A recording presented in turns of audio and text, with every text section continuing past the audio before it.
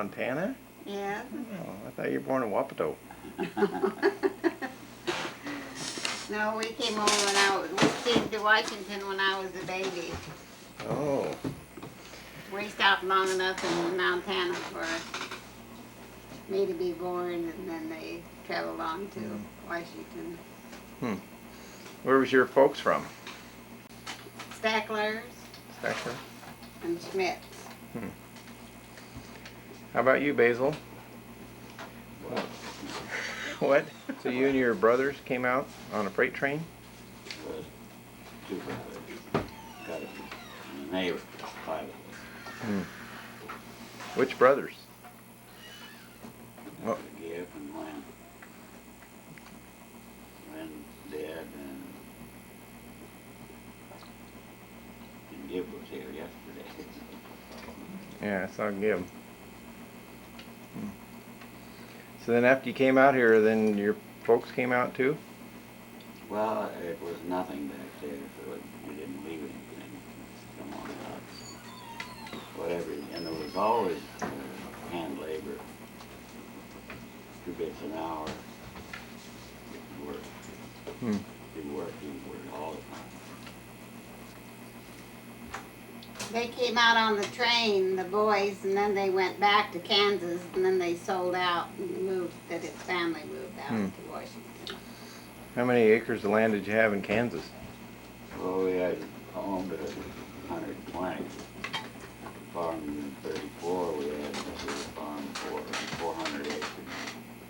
And we didn't raise enough to feed a team of mules, a team of horses, and 2 cows on 400 acres. Mostly, the horses stayed up pretty well. We sold them.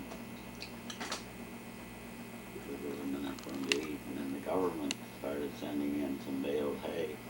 So that kept our animals till it was April we sold out.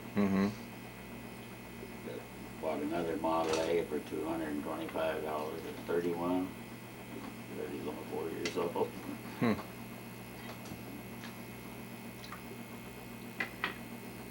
So when were you born? What year? April 10, 1910. Somewhere there's a story about that. A woman was being interviewed, and they asked her how old, when her birthday was, and she said June the 11th, and they said, in what year? She says, every year. Tony,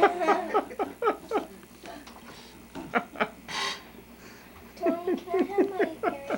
Or do you have to stay? Yeah. I heard there was a fire when you were little. Was it your house on fire or something? June 1st, 1913. On Sunday morning, that was on the anniversary of their second, maybe that was 3 years.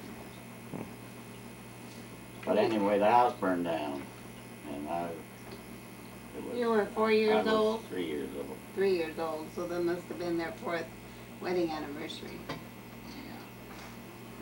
Yeah. So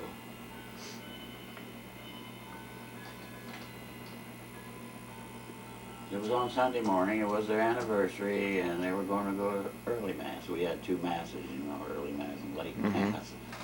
I don't know what time it was. So they were out milking the cows, which everybody did in those days. They had some pigs and some cows and some chickens. And you had your own eggs and bacon, and didn't need really much money. Now you gotta have money. You can't make it.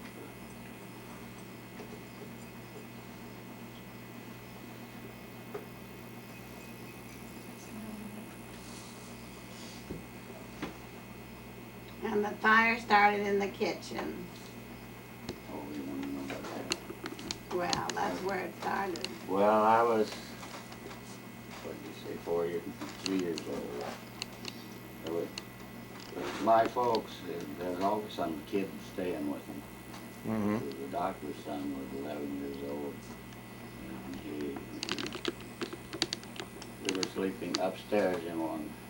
There's 2 rooms upstairs. The stairway coming up in one that room. This room. So.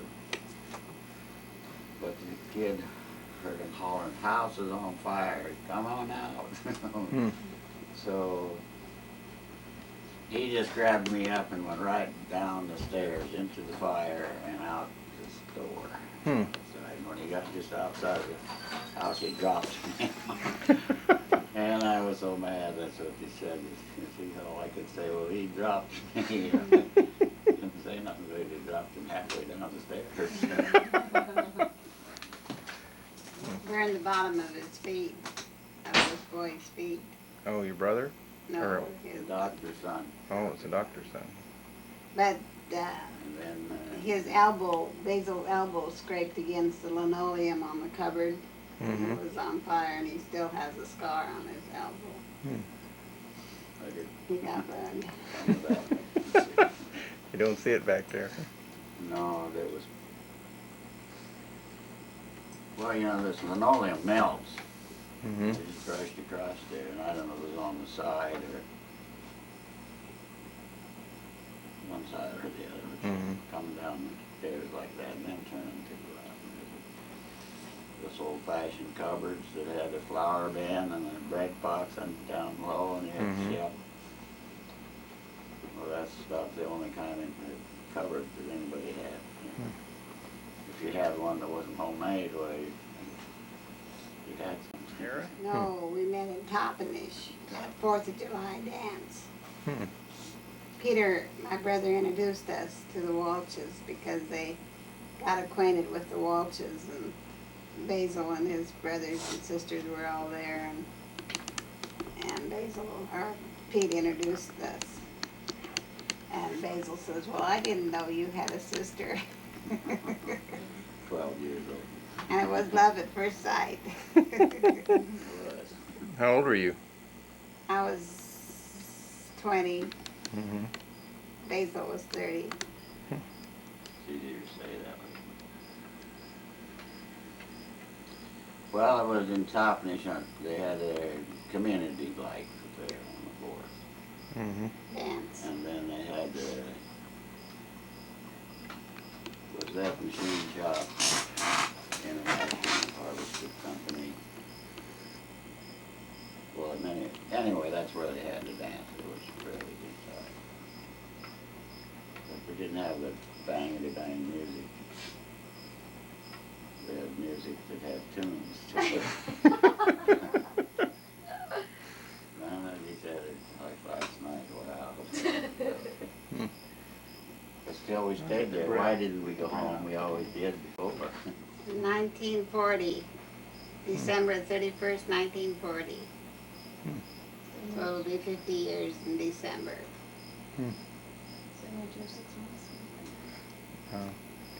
So you were going together 6 months? And you got married? Yeah. We met in July, and we didn't start going together until about September, and until I finally cornered him up. He wouldn't commit himself. You know where you got it from. I had to ask him for a date. I asked him when he was gonna. We used to have parties at his house, and we'd stay up till 2 or 3 o'clock in the morning, sometimes dawn. And so one day, we were out getting a drink of water in the kitchen, and I said, "When are you gonna come up to see me?" And so we made a date, and we haven't been separated since. Place hands. He didn't like girls. No. Kitchenware, and we went to Spokane, or Pullman rather, for our honeymoon, and he sold over there where the boss was. The boss and a couple of other men were over there. Then we came home and we stayed with his folks. Well, they had a big 2-story house. Yeah, they had a big 2-story house.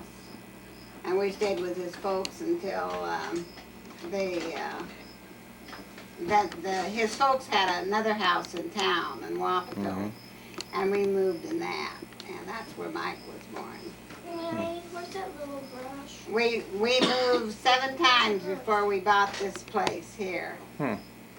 We lived out at Hera, and we lived up at Buana.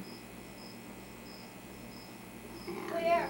then we lived at B. Schmidt's place south of Wapato, and then we moved here. Hmm. But then we lived out here. We moved 7 times before we finally settled here. So, Well, every place, there was no production record. They just never grew anything. And when we run it 1 year, there were orchards, get the place cleaned up, the next year it'd be sold. And we couldn't quite catch up to enough money to buy one before somebody else did. But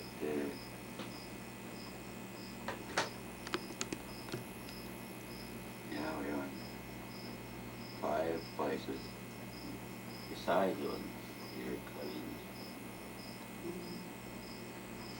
And we moved here in how old is Pat? How old is Pat? 46, I think. 46. No, No. we moved here in 46. 47 was the first crop.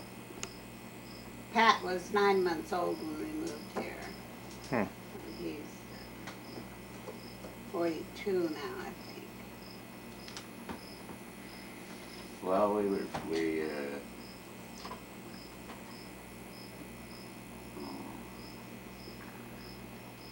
we were worth about $10 when we came to Washington. We got all our money together. Hmm. That's what I always said. Dad always said it's a little more than that. So, and then when we bought this in 46, 45, we bought the first one over there. Then we had the shield truck, that brand new one. And we bought the old case tractor Hmm. that time too.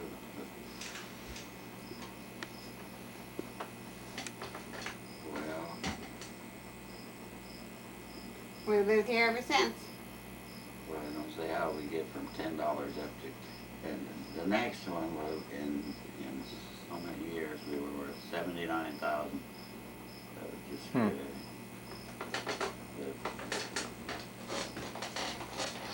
everything. There was a lot of orchards, That's why I say we run 5 of them. And we got enough money from the horticultural union to buy the spray and whatever it cost to run a farm. Mm-hmm.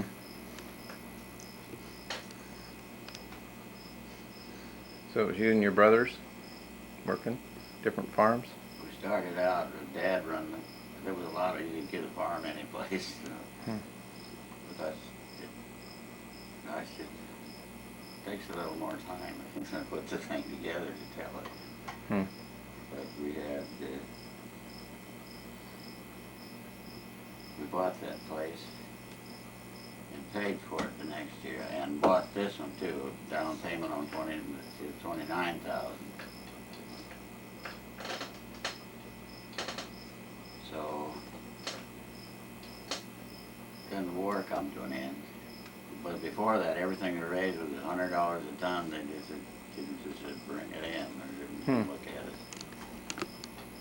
So that's how come we had the winter nose pears, which were worthless most of the time, but they happened to be $100 a ton.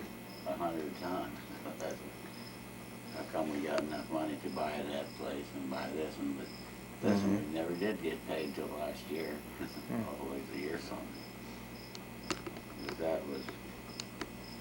Well, what words of wisdom would you like to pass on to all your children and grandchildren?